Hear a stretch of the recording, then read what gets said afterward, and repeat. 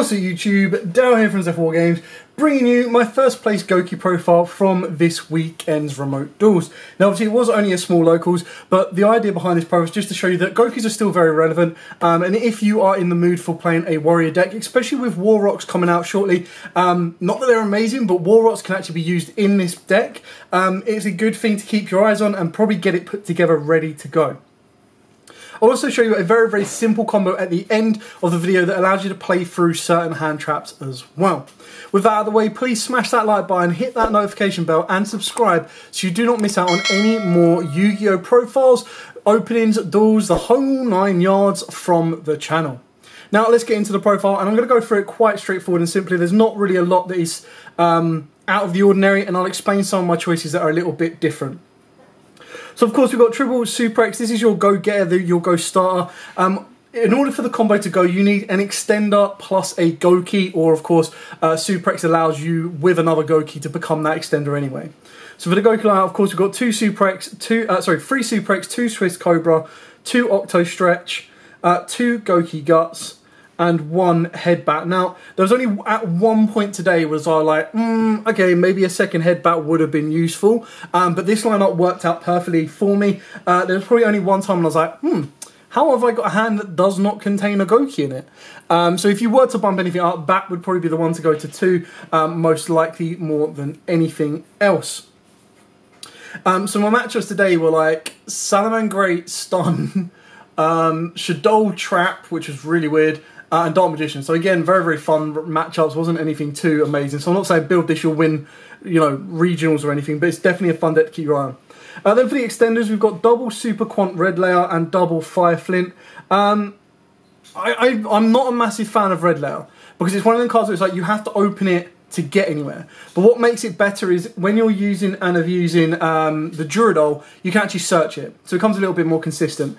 I opened this up more times than I cared to imagine, which worked out really nicely in my favour. But it is one of the only cards you could arguably put free if you wanted to increase the consistency. For the other extenders, I've got the 1 Junk Forward and the 1 Butter Spy. Now, again, I'm not a massive fan of these cards, more so the Junk Forward, purely because it's like, if you control no monsters, so it's a little bit harder to get out of your hand once you've got it. But again, the difference between Red Layer and Junk Forward is you can still normal summon this. Once you've established your board, all you then need is to be able to normal summon. So that's where Red Layer comes in a little bit difficult. But Red Layer also helped me today get out of a rivalry lock, which was quite nice as well, because I had my own Nibiru, so I had to treat my Nibiru and set the Red Layer. And then of course we've got the bricks of the Phantom Knight engine and the Dragoon package. Now, by bricks, the only one that, like, these, just, you lose hand advantage if you open up these. If you open up this, like, annoyingly, the Phantom Knight combo is a lot difficult to deal with because you need to get this to the graveyard. And if you open this up, all you can do with the Phantom Knight engine is you need another extender, because you would send Boots to set the Shade Brigandine, but then because you've got no other monster to get to the board, which would usually be Boots, you need that additional extender. So it's a bit of an annoyance if you open up Cloak. But if you open up any of the other pieces, you're just losing hand advantage. But being able to end the board on like a 3 Negate Appaloosa, plus Bardiche, plus Fogblade, and a Dragoon with your full hand near enough as well is nuts. And then you've got the 1 Codebreaker 0 Day. I love this combo. Like, the second it came out, like when I tried to play it in Glad Beast, when I tried to play it in any other deck that really has a Link monster that points down and left or down and right, absolutely love it. And it's not so, again, quite like Boots, Red Eyes, Dark Magician. If you open it, it's not the end of the world, but again, you just lose hand advantage, which is a real shame. But it's still very good, level 4 as well as a warrior, so it gives you that ability to make rank 4s at the end of your board as well. So that's it for the monster lineup, pretty standard. I think with some of the extenders, what you'd probably do is you could probably put in 3 War Rock Mountain and maybe 1 War Rock monster, because then that technically takes away the restrictions of stuff like your Junk Warrior, because the War Rock is, if you control no monsters, or all the monsters you control are warriors. So as long as you can keep to that restrictions early on, it can be very useful for you. Then of course for the hand traps, we've got double Ash Blossom and double Crow. Now the only reason I've gone with 2 and 2 and not 3 or more is I only own 2 Gold Ash, and I didn't, like, OCD kind of kicked in. Not that this is an excuse. And double DD Crow, because If you're playing under the new rule of Crow, which you all should be by now, Crow is actually a better version. A lot of people try to use Skullmeister and a lot of people use Ghost Bell. Both do incredibly well. But ultimately, I think DD Crow is a little bit better because anything that Bell would hit, Crow can do as well. You just have to be early enough on Crow to cause an issue with it. So the new ruling, the only example I can really use, or the one that I use the most, is the Ben 10 rule, which in Drytrons, if Drytrons tribute Ben 10, because Ben 10 would resolve on a secondary chain, if you were to chain to that tribute, DD Crow, and banish the Ben 10 is no longer where it is to trigger its effect on a new chain. So because it was tributed and sent to the graveyard, if it was tributed and was banished instead, just outright banished, then you're fine because it's still in the same place unless you put it back in the graveyard. But the idea is that you tribute Ben 10, it goes to the graveyard, you chain Crow. So you resolve that chain of DD Crow banishing Ben 10, and then the Drytron using its effect to search. Because Ben 10 is no longer in the same place it was when it was tributed to meet its condition to activate its effects, it doesn't resolve. It's a very weird warning, but it's something to keep your eyes out on and be well aware of. So the hand traps there. Again, Ash is probably your best one right now, especially with a lot of road decks around, and Crow or any kind of graveyard interruption. Here's where the money comes in. So I've got triple droplet. This was literally just my addition because I was worried about the Shen and double VFD, and this was like one of the only ways you can out it. And ultimately, with a deck like this, with the remaining 2 cards, because the idea is you're going to play activate droplet, you're going to have 5 cards left in hand going second. You're going to have to send 3 of those just to turn off the Shen so you can use your graveyard, and the 2 VFD so they can't VFD lock you. So it means that the remaining 2 cards in your hand needs to be an Extender and a Gouki. Now if you have that, you're able to do full combo and you will win the game from that point on. Which is why droplet is so important. You can of course put in stuff like imperms, chalices, anything on that level, but when you're trying to compare what you might be facing, if you are fearful of facing that free monster board from from Virtual Worlds, this is your only option on that. If you don't think you're going to be facing that, then you can change that part of the deck up completely, or cut it, because the deck is currently sitting at 43 cards. I think a double rematch, 2 is more than enough. There was a couple of times where I actually opened this and it saved me because my opponent was stopping my Gouki searches. For the equips, we've got the 1 Living Fossil, the 1 Infernoble Arms Duradol, and the 1 Blade. Now, Blade is the one you send 9 times out of 10 unless you open it. Duradol is there because not only can it be used going second to search out one of your fire monsters, or even going first to get you your Fire Flint, which is a free extender, but also if you want to go to Gouki Headbutt, you can send these as well. Fossil never used it, never saw it, never sent it, never needed to, but again, it's just one of them ones that can count as an extender, because if you open up one of your level 1s, you turn it into a Link Karibo, you bring it back, you can Blade Link 2, please. Then for your additional spell or one-offs that we've got is the 1 Hornet Drones as an extender, 1 Call by the Grave, the 1 Magical Midbreaker Field, saw it once, did its work, it's at 1 for a reason, Red Eyes Fusion, Monster Reborn. I've never played in a tournament where Monster Reborn was negated by Ghost Bell so many times. I don't think I actually resolved this once, because every time I tried to resolve it, my opponent Ghost Belled me, and I was like, God damn it. Rotor, obviously, all Warriors. Instant Fusion, free extender, Upstart Goblin. This is a weird one. I probably shouldn't put this in here at all. This was one of the ones that I put the 40 card list together and then put in the free droplets and completely forgot that it took it over to 43. So Upstart shouldn't even be in here, which is one you just cut outright. Never saw it, never needed it, never wanted it. So in the 40 card version you put Upstart, but because of the last minute change of putting Droplet in, Upstart becomes kind of pointless. And then the trap cards, you've got the 1 Brigadine and the 1 Fogblade, because, you know, they're that good.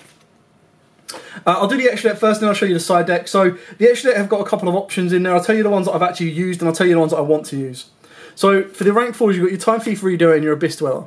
Now, there's a rare occurrence of actually making these, and the rare occurrence comes if you get an additional extender. So you'd have to go, you need 3 cards in your open hand, not the 2. I went with Redoer once, I think, today, purely because I made it with Brigadine, so I had the bounce. Actually, no, I didn't make either of these today, but obviously Abyss Dweller is the best one. You can cut this out completely. I just wanted a more aggressive rank 4 that I could use. For the fusions, you got the 1 Red Eyes Dragoon, shocker, and the 1 Raijin instant fusion target. It probably should and could be a level 4, because if I play the level 4 warrior like the Koroborea Knight, then at least I can make rank plays as well. So that's something I would highly consider swapping out for the level 4. But the other thing that's good about this is you do get that Book of Moon effect, which can be useful. Then for the Link monsters, you've got the 1 Link Karibo. Now this is obviously to turn your Guts and your Octo Stretch into it and then get the effects of the guts of the Octo Stretch. There was a game where I bricked and I had to do exactly that. And I went to use Monster Reborn to bring it back to make Verti Anaconda and it got Ghost Bird. And I was like, cool, guess I'm sitting on a Link Karibo and a Nibiru in hand. Then of course you've got double Isolde. Isolde 2 you have to, absolutely have to have 2 because it's just that good. You should only need to resolve it once. Like once you've resolved it once, you've probably gone through your entire engine to get after that point, and you should win the duel from that point on. But it's so important that if they stop this, if they strike it, if they get rid of it, you have the ability to make a second. Verti Anaconda is your end border, but it's also one of the ones where if everything gets stopped, and I mean absolutely everything, I'll show you the combo where literally you get into Isolde and then your 6th summon is Appaloosa. So your opponent's either going to have to nib you there, and if they nib you there, you can still make Verti Anaconda because you keep hold of rematch, and then you make Dragoons. If they don't, you're going to make Appaloosa, Bardiche, Fogblade, Dragoons, and like if you've got another extender, you're making Abyss Dweller or Time Thief redo it. IP Masquerena, never made it, never saw it, could probably be cut. Nightmare Phoenix to Nightmare Unicorn. The beautiful engine that is the Virus Swordsman and the Berserker. This is a go-to combo. Like literally, the idea is that you make Appaloosa, 3 negates on Appaloosa, so you're protected from anything else from that point on. You then activate Rematch. Rematch then comes back. That then makes Virus Swordsman. Virus then gets you Daybreaker. You then turn those 2 into Code Virus Berserker. He brings them back, and then you've got your Bardiche. You've got a level 4. You've got everything you need. And then finishing off, we've got the one, of course, Rusty Bardiche with an Appaloosa and, of course, a Boral Sword Dragon. Now, the cards that I've shown you is 16 cards at the moment because you would cut one out. Now, the one I didn't have in today was Boral Sword, but this is just a boss monster to have. That was one thing that I was kind of lacking from the extra deck was a boss monster. So this was something that I was considering putting back in. But Appaloosa is your go-to, and then Dragoon becomes your boss monster. And then off the back of this, one thing I did consider at one point was Link Spider, because there was a point where I opened up a piece of the... I opened up Cloak, basically, so I couldn't fulfill the full combo. I couldn't get into... my options were, do you go for Rusty plus Fogblade, or do you go for Dragoon? And if I had Link Spider, I would have been able to do both, because the issue was, Bardiche... not Bardiche, Brigadine is a token, so it's a vanilla. And Verti needs 2 effect monsters, so you need to turn it into something. And obviously you either use it as rank 4 material or you just use it as get rid of, like you leave it on the board. So that's something that I'd consider as well as Link Spider. The thing that I'd probably cut for Link Spider is probably the IP Masquerena, because I just never used it. And it doesn't really help climb up.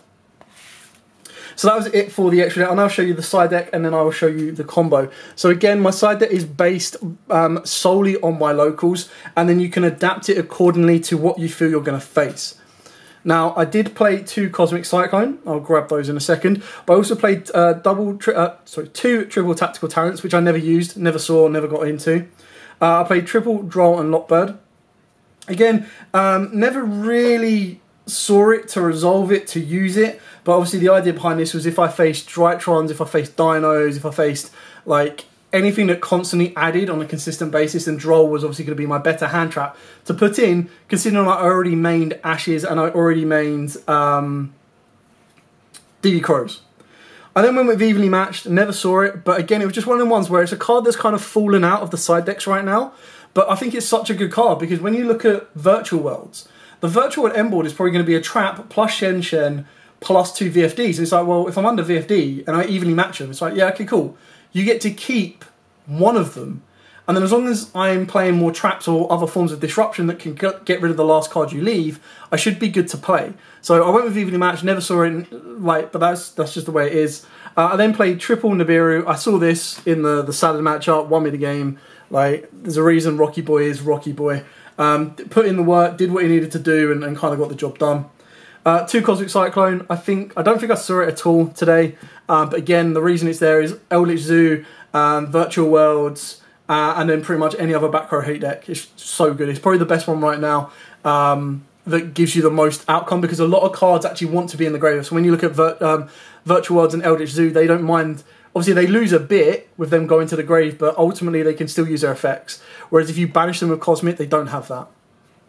And then finishes up with 2 Ice Dragon Prison. Now, I was testing this last week. It does put in a lot of work. Again, I never saw it. but it puts in so much work that when you do see it, you pretty much win the game off of it. And this was, again, just me testing with the side deck. Not really anything set in stone ultimately with this side deck, but more so just testing a few things out specifically for my locals. Now, let's show you the combo. Now, not sure how much further I can zoom out, but ignore the zones and stuff like that. I'll kind of go through it as we need. So, ultimately, all you need is you can have 3 random cards in your hand, and then all you need is, like, a Gouki, which you've got one of, like, however many. Let's have a look. Gouki, you've got 1, 2, 3, 4, 5, 6, 7, 8, 9, 10. So you've got a 1 in 10 of getting a Gouki, which is absolutely fine. And then for the extenders, you've got 1, 2, 3, 4, 5, 6, and then you've got like 7. No, that's already an extender. 7. And then if you can count instant fusion, is 8 as well. And then you've got 11 because you also have, so you've got 8 chances in an extender, 9 if you include the Duels, and then of course you've got your 10th option, which can be your, where have I just put it, the instant fusion, sorry. So obviously the idea is you've got to get 2 to the board. You need them to be warriors, but we're just going to keep it simple. We'll just go red layer and then Super X. So the idea is you would special summon down the red layer, you would normal summon down your Super X. Straightforward on that one. Link these 2 into Isolde. Now, so you want to make sure you chain block Isolde.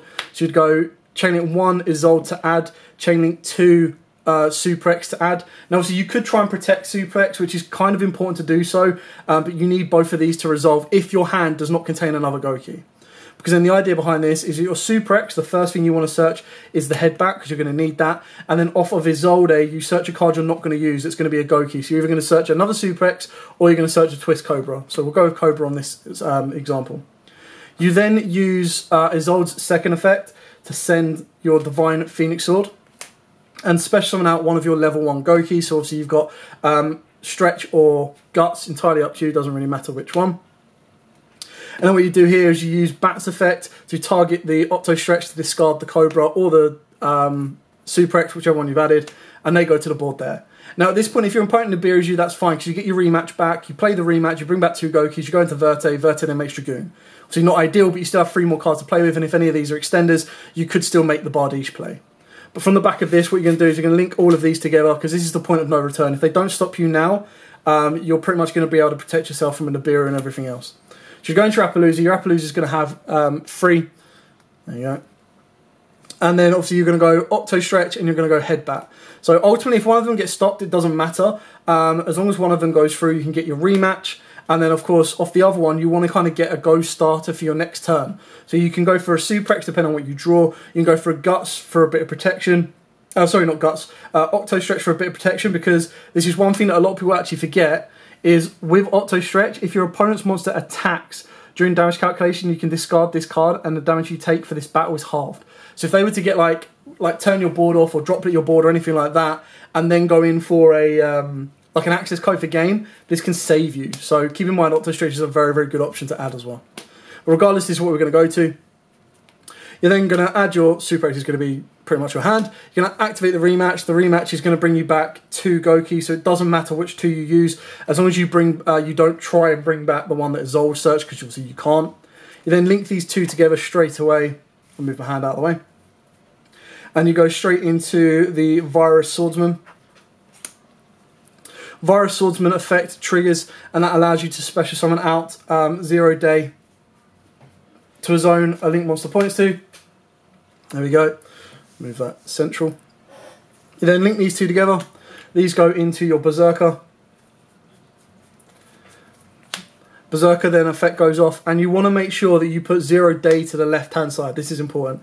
And you bring back your Virus Swordsman. Now what you want to do from this point on is you then want to be able to link, usually you link these 2 together.